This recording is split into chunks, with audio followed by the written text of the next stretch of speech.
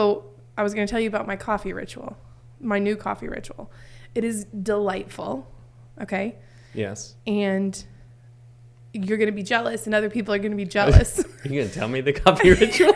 No, I'm just going to build up to it. Okay. So,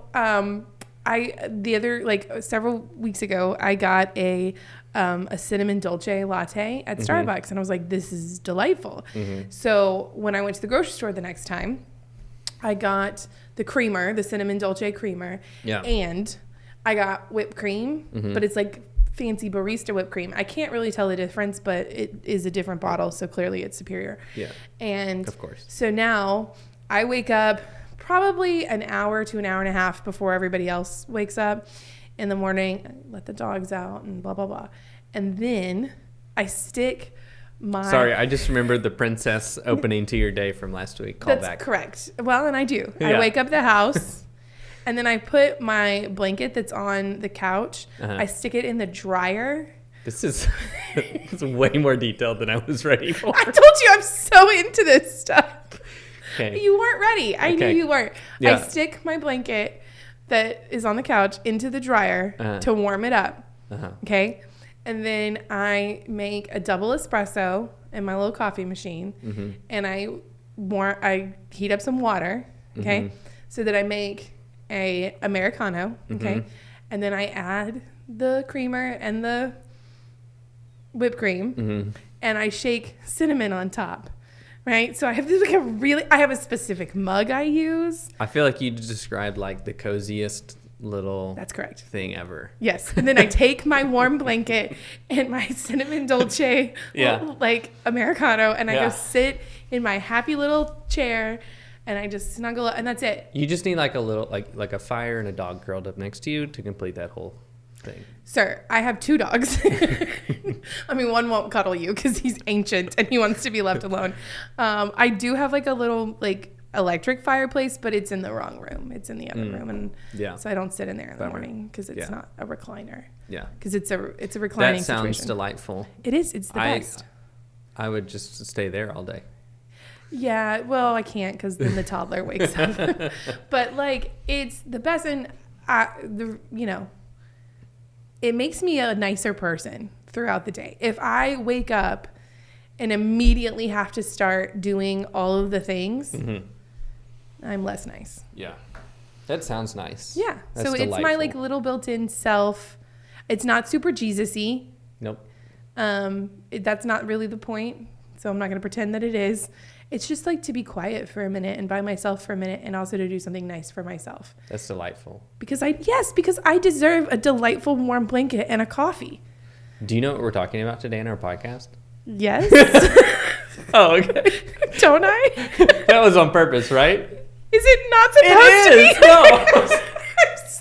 It was like for a second I thought you were just telling me the coffee routine. I was like, no, that's on purpose. Man, that's fine. That fits the topic. It fits the topic on purpose, my man.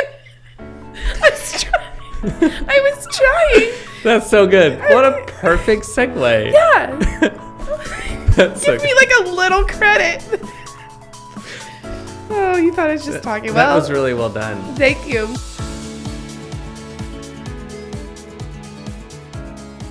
Well, that's what we're talking about today. Yeah. I'm Becca. I'm the pastor of Family Ministries here at Katy First. And I'm Mark. I'm the disruptor of peace for Katy First. And the senior pastor. But also the senior. Yeah. The senior disruptor. I love it. Welcome. Well, welcome to the Katy First Family Podcast, where we offer ideas, inspiration, and encouragement to help you and your family grow as joyful disciples of Jesus Christ. Today, we're talking about silence and solitude and how much caffeine you can have in a day. Yes. Yes. We need more. Yes.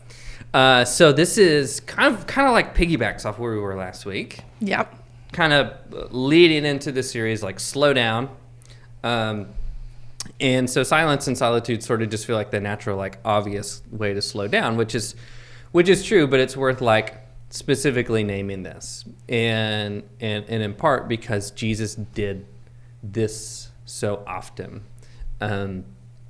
That, if this whole series is really about not just like good things that we can do, but like in particular, going the way of Jesus so that we have the life of Jesus. One of the things that Jesus did was silence and solitude. Yeah. And the word that we talked about in Sunday is eremos. It's the word that is used to describe the desert or wilderness. And the very first instance we get of it is Jesus being like led into the wilderness, and then he's tempted, and it sort of feels like a negative thing. Right. But then throughout the rest of the stories, Jesus is consistently going back to the same wilderness, and it's it's not all exactly the same spot, but it's this sense of pulling away. And so it's really, this is a place of strength, a place of renewal, a place of refocusing. And you could go through a number of different stories where Jesus needs to pull away, and it's almost like, I know for a lot of us, the idea of silence and solitude either sounds really boring, or sounds like, especially if you're busy, that's for someone else. Right, like far-fetched, like not attainable. Like far-fetched. Like, yeah, that sounds like a nice add-on if I could do that. Right. And, it's almost like the busiest times of Jesus' life were the times where we most distinctly see him pulling away. As if to say, this silence and solitude is such a high priority of staying connected and grounded, that it's not a luxury, it's a priority of something that we deeply need in our life. And, I think, I don't know, this is probably, I'm sure there's something that maybe says this, but maybe it's over projecting my own life. I think as we get older, we recognize this a little bit more. Our need to slow down. Our need to slow down. And the value of it. Like if you would have told teenager Mark, right? Growing up, like the idea of a quiet time was pretty big. Like, and even then when it was big, I was like, that sounds boring. Yeah, like in a Jesus-y kind of quiet time. Yeah. Okay, what do you do in your quiet time? Yeah. But I think that the need to be able to pull away in solitude and silence is so important, because it's really, solitude's not a replacement for being isolated. This isn't about being lonely, though you might be alone, like personally in these spaces, or you may not. It's really about that deeper connection with God. And even that sense of like silence, one of the things that I found in my own prayer life, I think I pray more now without speaking than I do speaking. And that has been almost like a relief to me, because sometimes I know a lot of people, how do I pray? The question is, what do I say when I'm supposed to pray? Yeah. And if the answer is, well, maybe primarily it's really not about saying anything. It's just about like pausing, slowing down, listening, and normalizing that practice. And the short end of it is like, if we see Jesus doing this so often, it's at least worth us trying to prioritize it. Yeah. And then if we can stick with it to see, oh, wow, there really is something valuable and important, essential to this. Yeah. Yeah. The itchy part, I think, of this whole series, but I think especially when we talk about silence and solitude, for me, the part that is really scratchy, that I want to scratch, right? Like itchy, that's right. I used the right word. Is this idea that we have that the more we do, the busier we are, the better we are. And we might not ever say that on purpose out loud. I think part of our jobs as pastors is to say the quiet part out loud so that we have to confront it. And so I think we have to be honest. Like, that is what we think. That's how, at least that's what our actions would lead someone to believe about us, right? Yeah. And so when we say, I'm too busy to be quiet for a minute. Yeah. Well, okay. No. I mean, realistically, I don't think that's true of anybody. That I don't think that there's no way for you to find 1 minute to just be still and silent. Literally 60 seconds. I'm not, because like, legitimately, there are seasons of life, or stages of life even, that are full, and not just of activity, but of noise. Yeah. And those are legitimate, and I'm not trying to delegitimize those. Yeah. Yeah. What I am saying is that when we lie to ourselves, I'm very guilty of this. Yeah. That like, I have to do XYZ. I can't, there's no more time in my schedule. I fool myself because I'm trying to fulfill an ideal about what it means to be good, or to be productive, or to be worthy. You know, I don't, like, when I was telling you my coffee ritual, I think it's hard to like out loud say where other people can hear that I think I deserve to drink coffee in a cozy way by myself, right? Because like, no, you don't. You're a mom. You should be doing things. No, you don't. You know, you're a wife. You have these other responsibilities. You're a pastor. You have these, like, you know, no, you don't. Nobody deserves it. We need it. We require it as human beings. We see it embodied in Jesus, modeled by Jesus. And I think it's not selfish until we believe into the lie that it's not possible, or that it's not good. That it's not good to be still and silent. And I think pushing back on that is really important for all of us individually, for our families, for our community, to say, no, we're going to find some time. Yes. So like last week we talked about building in some speed bumps so that we slow down. Mm-hmm. If we want to really practice some silence, some solitude, then we're going to, I think a good way to do that would be to use those speed bumps to create a little extra time in your day. Yeah. So that you've got an extra few minutes, whatever that looks like. Yeah. I mean, I say I have an hour to an hour and a half. That is not true every day. I mean, it is legitimately sometimes 10 minutes. Yeah. Legitimately sometimes that kid is awake and he is making noise, and I am making the choice to leave. He's not hurt. He's okay. He can be there for 2 more minutes so I can, you know, have a second to myself before we get this day going. Yeah. That's all just honest. Finding a routine that works for us. I love routines so much. I'm going to do a whole podcast about routines. Or finding just what I would call the extra 5, right? Get up 5 minutes earlier, take 5 minutes longer, to sit in the carpool, like get there 5 minutes earlier, or take 5 minutes longer at lunch, or, stay up 5 minutes later. Like, just find the extra 5. Yeah. It doesn't need to be, nobody is saying that your quiet time needs to be an hour and a half. Yeah. My quiet time is not an hour and a half. I also have, like, I get up, I start laundry and dishes and all of that stuff. Yeah. It's not like I'm sitting there some kind of like great devotional. Yeah. That's not what's happening. I 100% agree.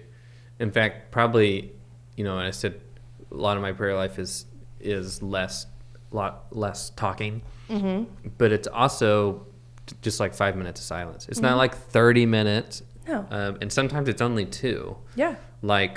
But even that small little bit, when I carve it out, no matter what my day is, and do that consistently. Yeah. And I have a hard time putting into words how that grounds me, but it just does. Yeah.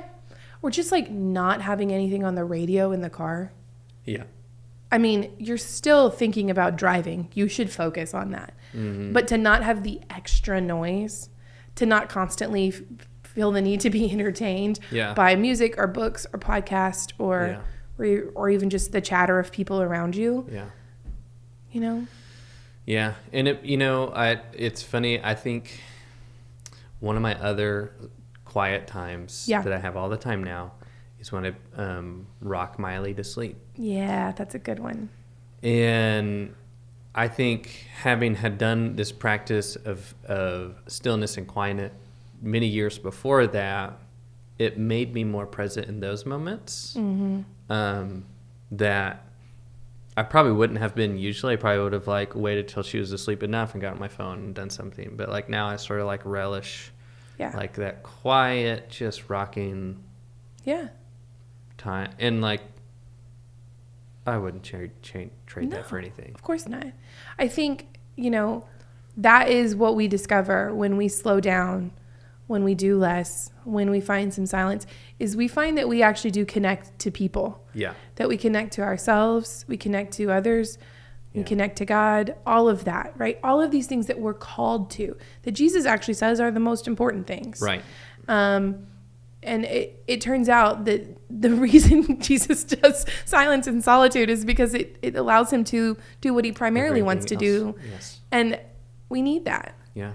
And almost every time you see Jesus coming out of silence and solitude, he also backs it up with like a clarity of what he's supposed to be doing. Mm-hmm. Like in Mark's gospel, he comes out of the wilderness, being tempted, and then immediately goes into all these things that are the ministry. And there's this part where the disciples are looking for him, like, where are you? And what are you doing? Mm-hmm. And essentially like, hey, everybody wants you to be doing this thing. And he says, no, here's my next step. Here's what I'm supposed to do. Or another, he comes out of the wilderness and he makes that, proclamation of the Spirit of the Lord is upon me and he like has this clarity of who he is. And so I think that silence and solitude, it does that for us. Yeah. It gives us that stillness of our life to be more attuned to the voice of God, and I think to ourselves. Yeah. What's most important to us too. Yeah. I think, it can be a cliche to say that you're going to try and listen to the still small voice. Yeah. And like that is definitely like refrigerator magnet or something, right? Yeah. Or a coffee cup. Yes. But which is not what my preferred coffee mug says, just so you know. We'll get to that. It's for later. But it is also true that you do have to slow down. You do have to be quiet in order to hear yourself. Yeah. To hear what God is calling you to. Yeah. To be able to see with some clarity the things that really do matter to you in your life. Yeah. And there's just a lot of things that will lie to us and tell us that more is more and that louder is better and that we need constant distraction. Yeah. And then the question we should ask is distraction from what? Yeah. And is that actually a good thing? Yeah. So just find that extra 5. I like it. Extra just 5. That, that extra 5. And if you want to talk about implementing your own coffee ritual, I would be happy to do that. Except not you in particular, Mark. You don't care about mine. Well, I do. I do care deeply, but you drink iced coffee. All the time. And I don't know how to feel about that. It's cold brew. There's a difference. But yes, you're right. I mean, cold brew is a little bit better. But like an iced latte is gross. And I will fight about it. It's not my go-to. But I did. It's just milk. Like just cold milk. Like a child drinks. I don't get it. I mean, cold milk is also good, though. I can't stand it. Okay. It's so not. I'm definitely editing that out. Yeah, but all of that, find your extra 5 minutes. I like it. And let that inform your life. Yes. It's going to be good. Yeah. Well, thank you for joining us today. We hope that you have found some inspiration and encouragement for yourself and for your family. For more information about events and what's going on at Katy First, we invite you to go to our website, katyfirst.org. We want you to know that in the middle of your ordinary, messy life, whatever that looks like for you in this moment, that you are loved, you are not alone, and you are doing a good job.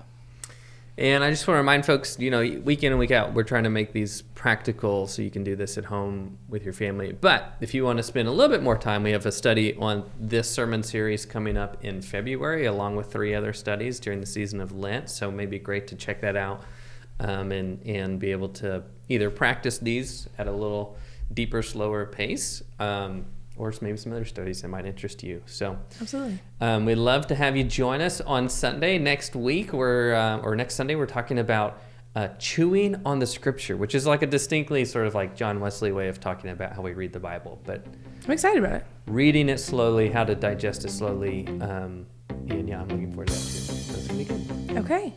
Well, have a great week.